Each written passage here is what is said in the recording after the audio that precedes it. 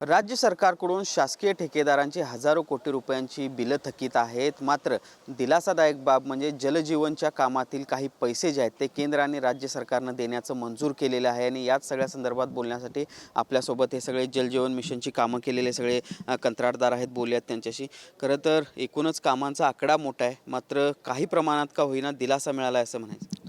कोल्हापूर जिल्ह्यामध्ये गेले 2 महिन्यापूर्वी तुम्ही बघितलेलं आहे की खूप मोठ्या प्रमाणामध्ये आम्ही आंदोलन केलं होतं। गेले 1.5 वर्ष झालं हा निधी उपलब्ध होत नाही आहे। परंतु आम्ही या आंदोलनासोबतच आम्ही कल्याण येथे आम्ही राज्याच्या वतीने पूर्ण पाणीपुरवठा विभागाचे एक अधिवेशन घेऊन आम्ही एक निवेदन माननीय मुख्यमंत्र्यांनी दिलं होतं।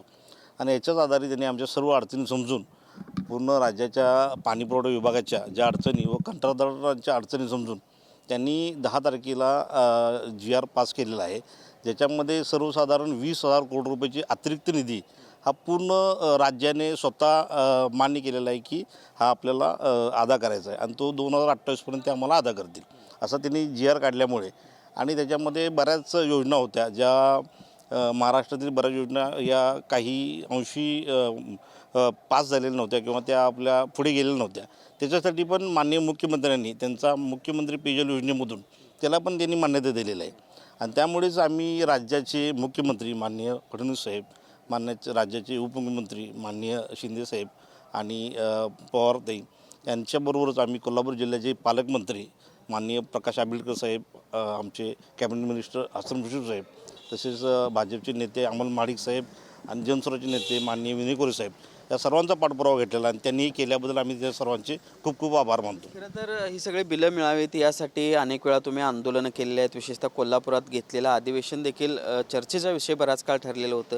यानंतर हा एक दिलासा म्हणायचं ह्या सगळ्या शासकीय अगदी नक्कीच, अगदी 100% नक्कीच। किती मोठा दिलासा आहे। किती हे बघा, जलसंधारण आणि जलसंपदा विभागात मिळून बरेच दिवस विषय हा पेंडिंग होता। आम्ही आता 1.5 वर्ष झालं सगळी लढा जायला लागलो, पण आता खऱ्या अर्थानं मी म्हणतो की 50% जवळपास निधी शासन आम्हाला उपलब्ध करून द्यायला ठराविक वेळ लागेल, ते वितरित होऊन आपल्या हातात पडेपर्यंत वेळ लागेल, परंतु जलसंपदा आणि जलसंधारण या दोन्ही बाबतीत निधी मात्र उपलब्ध करून देण्याच्या बाबतीत शासन पॉझिटिव्ह पण आहे आणि त्यांनी त्या बाबतीत जोरात काम केलेलं पण आहे।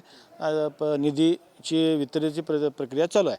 आता हा विषय असा आहे की अधिवेशनाच्या काळामध्ये हा सगळा बजेटचा विषय त्यांनी दिलेला आहे मला।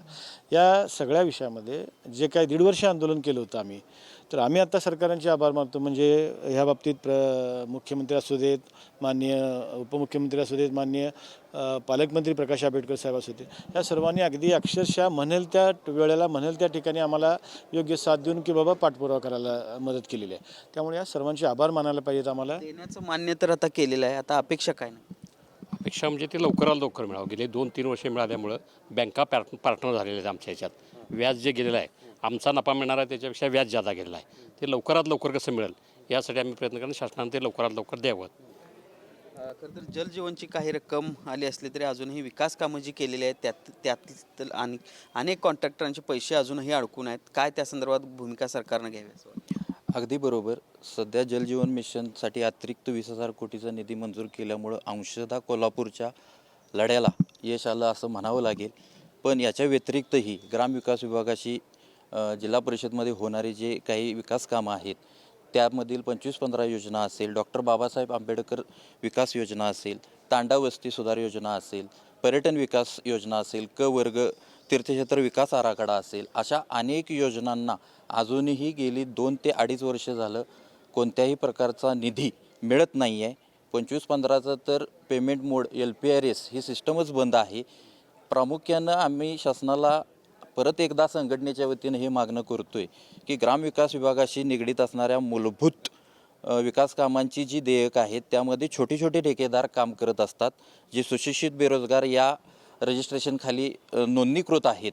अशी तरुण मुलं अक्षरशः कर्जाच्या खाईत लोटलेली आहेत।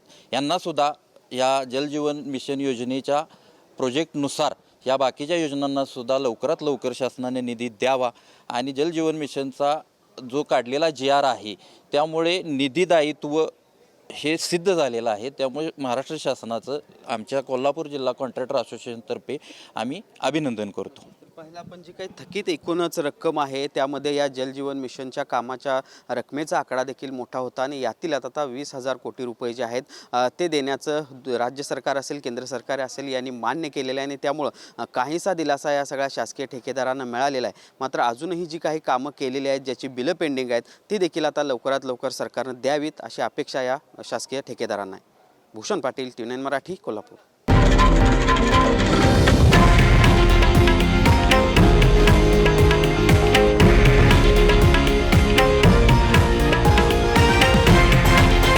हे आहे देशातील नंबर 1 न्यूज नेटवर्क आणि आपण पाहत आहात TV9 मराठी, एकमेव.